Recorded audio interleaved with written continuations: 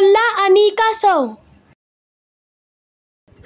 एका गावात एक नदी वाहत असते. त्या नदीत भरपूर कासव राहत असतात. कासव त्या पाण्यातील कीटक खाऊन आपली भूक भागवत असत. कीटक खाल्ल्यामुळे नदीचं पाणी स्वच्छ होत असे. पाणी स्वच्छ आणि गोड असल्याने गावातील लोक ते पाणी पिण्याकरता आणि रोजच्या कामाकरता वापरत असत. त्या नदीच्या पलीकडे एक जंगल असतं. त्या जंगलात बरेच जंगली प्राणी राहत असतात. एके दिवशी नदीतील अनेक कासव नदीच्या काठावर येऊन विश्रांती घेत असतात. तेव्हा एक कोल्हा जंगलातून बाहेर येतो. तो खूप भुकेलेला असतो. त्या दिवशी त्याला काहीच खायला मिळालेलं नसतं. नदीच्या काठावर बसलेले बरेच कासव त्याच्या दृष्टीस पडतात. तो नदीकडे येत असतो.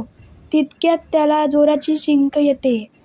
त्या शिंकेचा आवाज ऐकून कासव सावध होतात आणि आपल्याला खाण्यास कोणीतरी येत आहे हे पाहून सगळे कासव पटापटा पाण्यात शिरतात.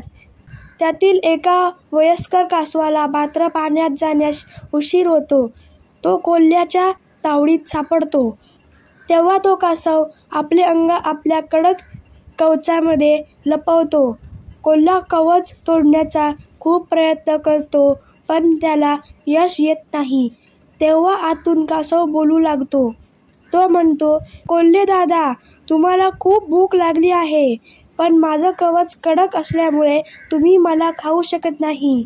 मला तुमची दया येते. तुम्ही असं करा, मला नदीत ढकला, म्हणजे नदीच्या पाण्याने माझं कवच नरम होईल. मग तुम्ही मला आरामात खाऊ शकाल. तुमची भूक भागेल आणि मला पण पुण्य मिळेल. कासवाचं बोलणं कोल्ह्याला पटलं. तो त्या कासवाला नदीत ढकलतो. नदीत गेल्यावर कासव कोल्ह्याला म्हणतो, आता मी काही बाहेर येणार नाही. तुम्ही परत जा. तुम्ही स्वतःला खूप हुशार समजता, पण आपल्यापेक्षा इतर जणही हुशार असतात, हे लक्षात ठेवा. तर फ्रेंड्स, तुम्हाला व्हिडिओ आवडला असेल तर या व्हिडिओला लाईक करा, शेअर करा आणि चॅनलला सबस्क्राईब करायला विसरू नका. Thank you friends and bye bye.